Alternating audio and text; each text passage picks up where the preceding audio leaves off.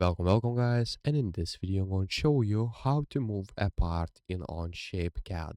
So basically what you'll need to do is take your part right here, the wall part, and basically use the transform tool, which is this. So click on the transform tool, and right here you can translate by XYZ, translate by distance, and etc.